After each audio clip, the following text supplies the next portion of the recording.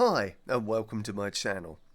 In my last video I told you I was heading for Finland to a friend's wedding and of course for a holiday and a chance to take pictures. Well, I'm back after a wonderful time, but with a cautionary tale about travelling with film. Let's get into it.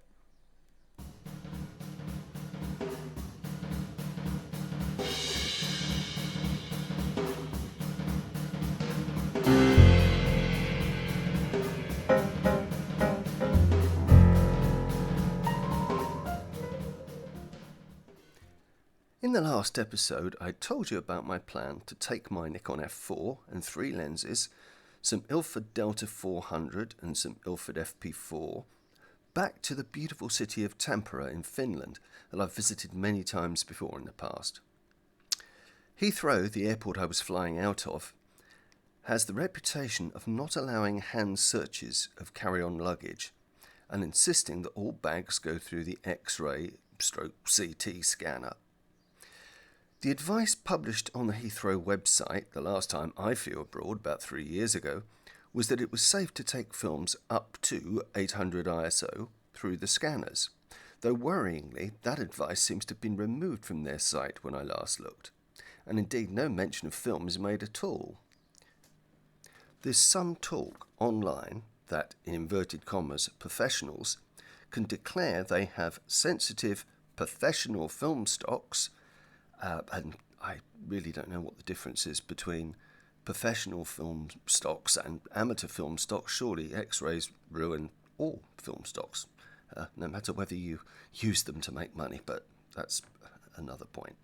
And if you have this sensitive professional film in your baggage, you can ask to have it hand-checked, apparently if they're not too busy. Obviously, if they are too busy, then they don't care if your film gets fogged. Anyway, I can find absolutely no mention of this service on the Heathrow website. In fact, as I previously said, no mention of film at all. So, going with the advice that seems to be fairly prevalent on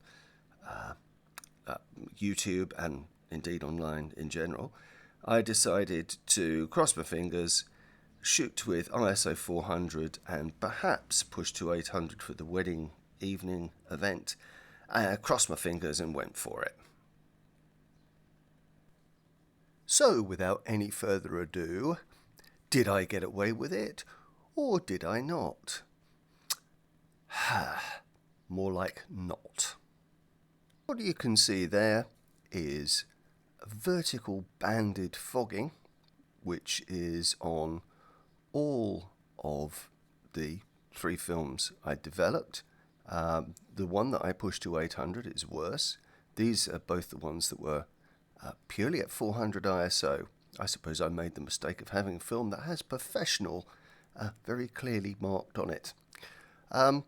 But I think this is a fairly clear illustration that certainly 400 ISO film isn't safe. I've got some results that I'm going to put up shortly, and I'm going to show you some images in colour from the trip as well that I shot digitally. It's sad, however, that the majority of the really nice images that I took in black and white are marred by damage to the contrast and particularly the shadow areas caused by this banded fogging.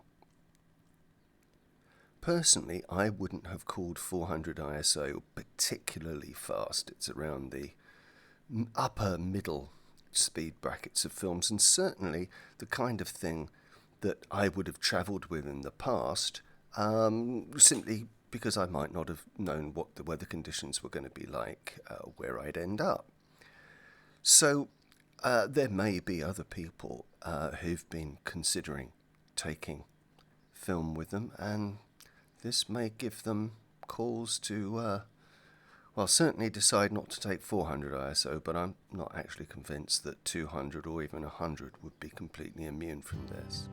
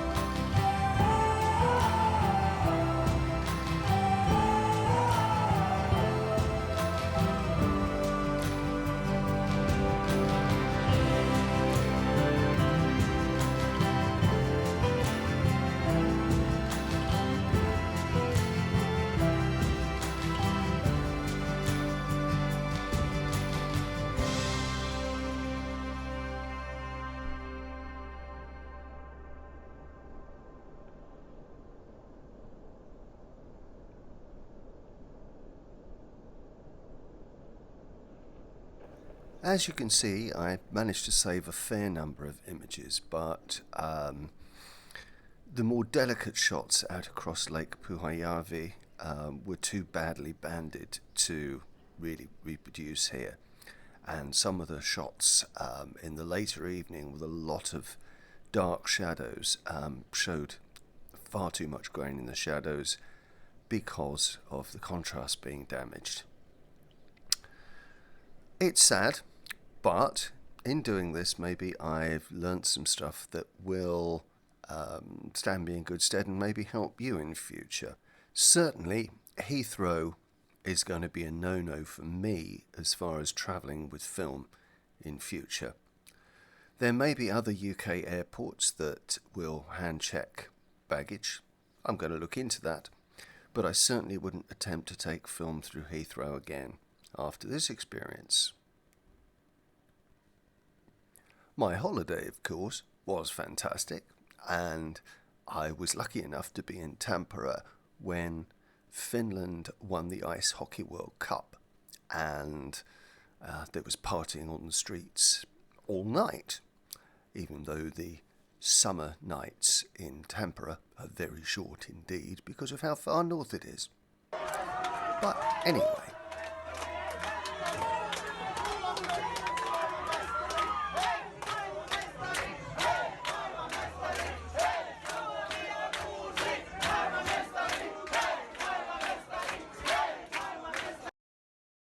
I guess I'm a little sore at Heathrow.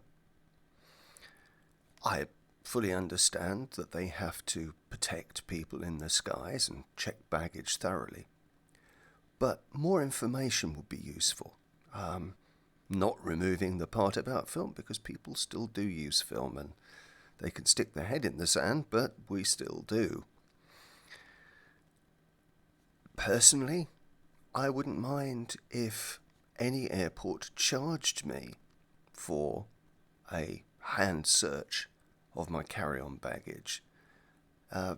Anything to protect my film and to keep the ability to shoot travel pictures on film. And yes, I know one can buy film in one's destination and get it developed there. That's not really always very practical, but it's certainly possible in European destinations. But part of me thinks it really shouldn't be necessary. With a little bit of forward planning, any airport should really be able to make you check in a little bit earlier, make you pay for the privilege, but at least allow you to carry film. It's not as if you can hijack a plane with it. I say that because the guy in front of me in security was stopped and had a pocket knife, checked for length and then let through. Maybe that just sums it all up. Perhaps one of my favourite images from this particular trip was taken entirely by accident.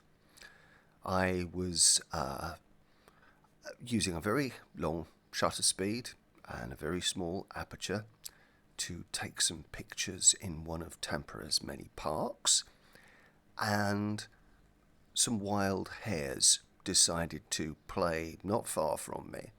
I turned and I shot. The image is blurry, but here it is, and I think it's beautiful. Anyway,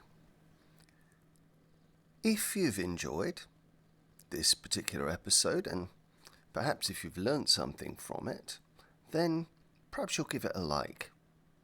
And if you like it and my other videos, perhaps you'll consider subscribing. It does a tremendous amount of good for the channel.